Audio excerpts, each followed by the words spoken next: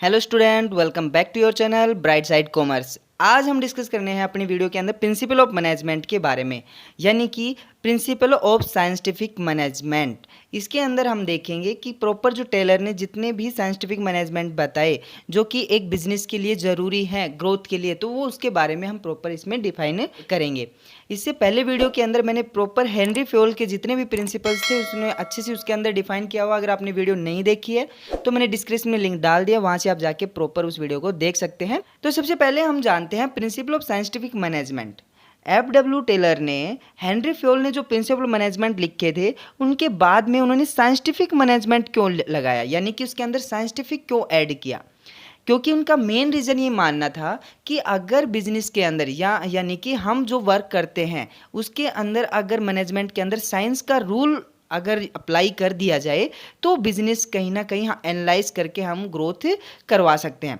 तो इसमें प्रॉपर इसकी डेफिनेशन दी हुई है टेलर की, तो हम जानते हैं scientific management means knowing exactly what you want men to do and seeing that they do it in the best and cheapest way. मतलब कि आप जो चाहते हो, आप जो करवाना चाहते हो उसको एक एग्जैक्ट वे में देखना, और ये देखना कि वो जो भी वर्कर्स होते हैं, जो भी उसके अंदर काम हो रहा हो, बिल्कुल सही वे में या चीपेस्ट वे में हो रहा है या नहीं, ये सब उसके बारे में जानना एक तरीके से साइंटिफिक मैनेजमेंट बोला जाता है। यानी कि एक अपने टूल्स को अप्लाई करना मैनेजमेंट के अंदर, जो वर्क को उसको देखना कि कितने टाइम में किया जा रहा है, किस तरह से किया जा रहा है, कौन सा रूल्स इसके अंदर अप्लाई हो रहा है, वो सब इसके बारे में डिफाइन किया गया है।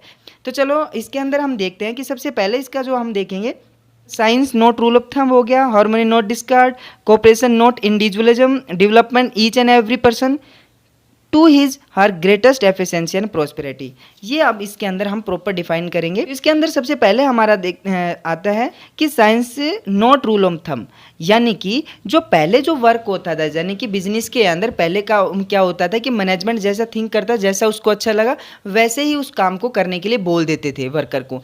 तो उन्होंने थिंक किया, टेलर जी ने कहा कि ये प्रॉपर एक बेस्ट वे नहीं है, ये कहीं ना कहीं अपने अकॉर्डिंग काम किया जाता है, तो वो कहीं ना कहीं प्रॉब्लम क्रिएट करता है वर्कर को या उस बिजनेस को।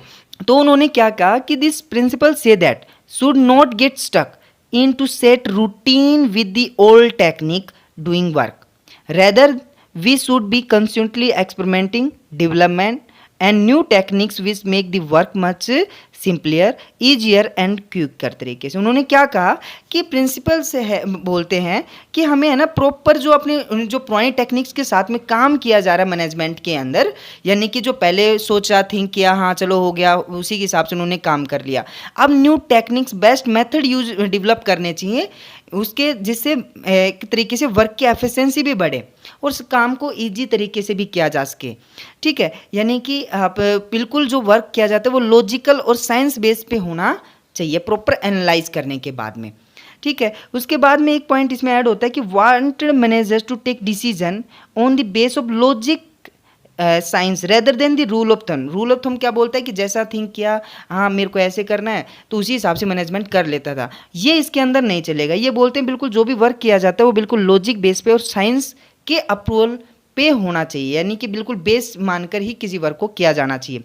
तो science not rule of thumb clear हो गया। आगे हम बात करते हैं इसके अंदर हार्मनी नॉट डिस्कार्ड। काम को जो किया जाए वो बिल्कुल तालमेल के साथ किया जाना चाहिए, यानी कि हार्मनी नॉट डिस्कार्ड मतलब कि एक तालमेल के साथ हो, ना कि अलग अलग सोचने के थिंकिंग के बेसिस पे। एक तालमेल, सभी के बीच में एक कोऑर्डिनेशन होना चाहिए। आगे में भी इसका पॉइंट देखेंगे जो इससे ही मिलता जुलता है। इसमें क्या बोला गया है कि Taylor indicate believe that the relationship between the worker and management should be cordial and complete harmony. मतलब कि जो भी मैनेजमेंट और वर्क के बीच में क्या बिलीव करते हैं टेलर जी कि एक कंप्लीट क्या होना चाहिए, एक तालमेल होना चाहिए किसी काम को लेके, तभी बिजनेस सक्सेस हो सकता है। उसने आगे कहा कि difference between the two will never be beneficial either side, यानी कि अगर दोनों के बीच में ही डिफरेंस आता है, अंतर आने लग जाता है कि मैनेजमेंट कुछ और थिंक करता है और एक वर्कर कुछ और चलता है और हिसाब से करता है अपना काम, तो उसी वजह से उसमें एक तरीके से दोनों के लिए ही नुकसान है कि management worker should knowledge and understand each other importance. Management को और वर्कर को अपनी एक दूसरे की इम्पोर्टेंसी समझनी चाहिए, क्योंकि मैनेजमेंट अपने हिसाब से काम करने की सोचेगा और वर्कर अपने हिसाब से, तो कहीं ना कहीं दिक्कत हो जाएगी वर्क को लेकर। तो इसलिए यहाँ पे उन्होंने कहा कि प्रॉपर अंडरस्टैंडिंग के साथ में इम्पोर्टेंसी को समझना चाहिए। टेलर रेफर टू, और आगे टेलर एक चीज़ और बोलते हैं इसके अंदर जो इंपॉर्टेंट है कि situation as a mental revolution. Taylor firmly believe the occurs the mental revolution would end all conflicts between two parties and would be beneficial both to them। यानी कि एक मेंटल रिवोल्यूशन होना भी जरूरी। मेंटल रिवोल्यूशन का मतलब आप समझ सकते हो, बिल्कुल दोनों की थिंकिंग, यानी वर्कर और मैनेजमेंट के बीच में थिंकिंग क्या होनी चाहिए, बिल्कुल उस काम को लेकर, उस बिजनेस को, जो ऑर्गेनाइजेशन का जो गोल था उसकी तरफ ही हो, ना कि आपस में ही झगड़ने की वो हो। तो ये मेंटल रिवोल्यूशन यानी कि उनका ऐसी माइंडसेट तैयार करना चाहिए कि दोनों एक तरीके से बेस्ट वे में काम कर सकें। ठीक है, क्लियर हो गया। यहाँ पे मैंने डायग्राम भी दिया हो, आप समझ सकते हो। यहाँ पे अगर बिजनेस एक साथ चलते हैं, ग्रोथ के साथ में तो काम करते हैं, तो बिजनेस का ग्रोथ होगा, बिजनेस गोल अचीव कर सकता है। आगे इस पॉइंट में बोला गया कोऑपरेशन नॉट इंडिविजुअलिज्म। इसमें क्या बोला कि एक कोऑपरेशन होना चाहिए कि नो कि इंडिविजुअल, मतलब कि एक कोऑपरेशन भावना, यानी कि सभी लोग तालमेल एक साथ काम करें, ना कि एक अकेला बंदा खुद की चलाए। तो इसी उन्होंने क्या कहा इस पॉइंट के अकॉर्डिंग कि it is similar to harmony not discard, जो अभी हमने पॉइंट देखा था कि यानी कि एक साथ काम करना, ठीक है, सभी का एक मत होना। And believe in the mutual collaboration between the worker and management. Managers and workers should have mutual cooperation and confidence in it, the sense of goodwill. The main purpose of substitute इंटरल competition with the cooperation, मतलब इनका main purpose ये होता है कि एक तरीके से competition बढ़ाए। यानी देखो कंपटीशन, देखो सभी के मन में ये होता है बिजनेस के अंदर कि वो मैं ग्रोथ करूँ, मैं अच्छा काम करूँ, एक तरीके से मेरे को अच्छी सैलरी मिलेगी, तो सभी बिजनेस में चलता है।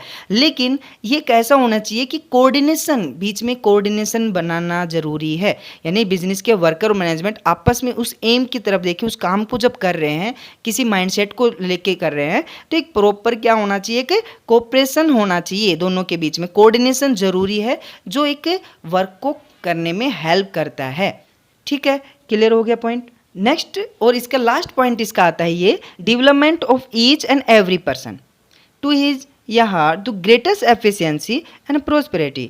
यानी कि मैनेजमेंट को प्रॉपर जो वर्कर्स होते हैं, जो मैनेजमेंट के जो सुपीरियर सबॉर्डिनेट होते हैं, उनको एक ये भी कहा गया कि मैनेजमेंट तभी सक्सेस हो सकता है बिजनेस, यानी कि उनको प्रॉपर ट्रेंड किया जाए, प्रॉपर ट्रेनिंग और स्किल को इम्प्रूवमेंट किया जाए लगातार टाइम टू टाइम। यानी कि हम कह सकते हैं द इफेक्टिवनेस ऑफ कंपनी, अगर हमें देखते हैं, अभी भी देखने को मिल लगता है काफ़ी कंपनी लगातार ग्रोथ कर रही है, तो वो डिपेंड किस पे करता है, effectiveness of company also relies on the ability and skill of it employees. यानी कि एम्प्लॉयज़ के पास में कितनी स्किल है, कितनी एबिलिटी है, उसी के अकॉर्डिंग तो वो काम करेंगे।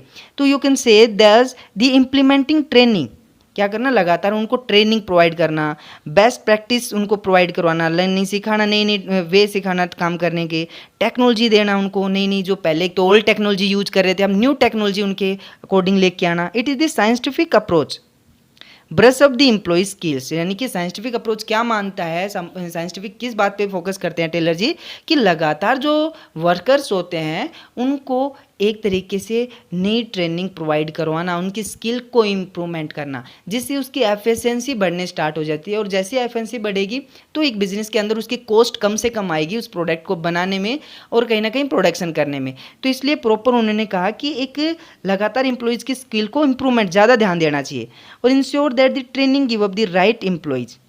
This right step should be taken at the time of selection and recruitment candidate based on scientific selection. यानी कि जो भी हम रिक्रूटमेंट करते हैं, किसी भी वर्कर्स को हमें अपॉइंटमेंट करते हैं, लगाते हैं अपनी कंपनी के अंदर, तो हमें प्रॉपर एक साइंटिफिक मैनर के अकॉर्डिंग उसका रिक्वायरमेंट करना चाहिए और प्रॉपर उसी ही वर्कर्स को उसका काम के अकॉर्डिंग, उसकी स्किल के अकॉर्डिंग, उसको नॉलेज या उसकी थिंकिंग कैसी है उस काम को लेके, उसी के अकॉर्डिंग उसको काम देना चाहिए प्रॉपर, तभी जाके वो काम को अच्छे से कर पाएगा। तो इसलिए टेलर जी ने कहा है कि प्रॉपर डेवलपमेंट भी होना चाहिए, जितने भी वर्कर्स हैं टाइम टू टाइम उनको नई नई टेक्नोलॉजी के बारे में अवेयर कराना चाहिए, जिससे वो कम कॉस्ट के अंदर चीपेस्ट वे में और एक लॉन्ग टाइम तक वर्क कर सकते हैं आराम से बिजनेस के अंदर। तो आज की क्लास में प्रॉपर हमने ये देखा कि प्रिंसिपल ऑफ साइंटिफिक मैनेजमेंट किस बात पे फोकस करता है कि जिसे वर्कर को ज़्यादा से ज़्यादा टाइम तक कंपनी के अंदर काम के लिए, यानी कि उसको काम के साथ में अटैच रखा जा सके। तो ये आपने प्रॉपर पहला देखा अपने science, note rule of thumb, harmony note discard अपन ने प्रॉपर देखा, कोऑपरेशन होना चाहिए, नो कि इंडिविजुअलिज्म होना चाहिए, डेवलपमेंट होना चाहिए, ईच एंड एवरी जितने भी पर्सन वहाँ पे काम करते हैं जिसकी एफिशिएंसी और प्रोफेशनलिटी बढ़ सके, ग्रेट हो सके, बढ़ सके। तो ये प्रॉपर हमने देखा। ठीक है, अगर वीडियो आपको अच्छी लगी हो तो प्लीज़ इस वीडियो को लाइक, सब्सक्राइब और शेयर ज़रूर करना दोस्तों के साथ में, और मिलते हैं नेक्स्ट वीडियो के साथ में नए टॉपिक में। Thank you.